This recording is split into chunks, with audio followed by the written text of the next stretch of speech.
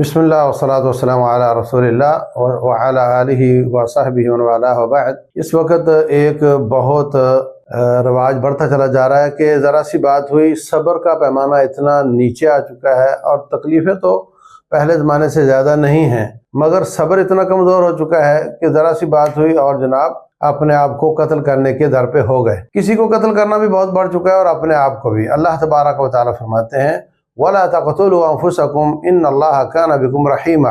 अपने आप को कत्ल ना करो, अल्लाह ताला तुम पे बहुत रहम करने वाला है। ये कबीरा गुनाह है। रसूलुल्लाह सल्लल्लाहु अलैहि वसल्लम ने ऐसे शख्स का जनाजा पढ़ाने से इनकार कर दिया, फरमाया तुम लोग पढ़ लो, मैं नहीं पढ़ाऊंगा। कितनी शदीद वईद है ये। और फिर रसूलुल्लाह सल्लल्लाहु अलैहि वसल्लम फरमाते हैं, जो शख्स अपने आप को कत्ल करता है छुरी से, वो जहन्नम में भी अपने आप को काटता रहेगा और सही होता रहेगा और काटता रहेगा और सही होता रहेगा।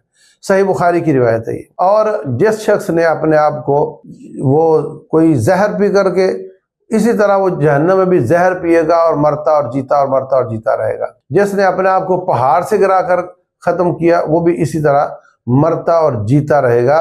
यानी वो दुनिया में चंद दिन के सुकून के लिए मरता क्यों है कि मैं इस तकलीफ को बर्दाश्त नहीं कर सका, मैं इसलिए मर रहा हूँ। वो सुकून उसको कोई नहीं मिलेगा, ना यहाँ, ना आलम बरज़ख में, और ना क़यामत वाले दिन, और ना जहन्नम में, अलयादु बिल्लाह। इसलिए बहुत ही ख़तरनाक बात है। हज़ार हल हैं उसके मसले के, उसको बर्दाश्त करना चाहिए और इस तरीके से अपने आप को ख़त्म कर लेना हराम है, इसलिए कि ये जान तेरी नहीं, ये जिस्म तेरा नहीं और तेरी मर्ज़ी इस पर नहीं चलेगी। अल्लाह की अमानत है और तो इसको तकलीफ़ और नुकसान नहीं दे सकता, ना इसको बेच सकता है। अल्लाह तबारक व तआला हिदायत अता फरमाए।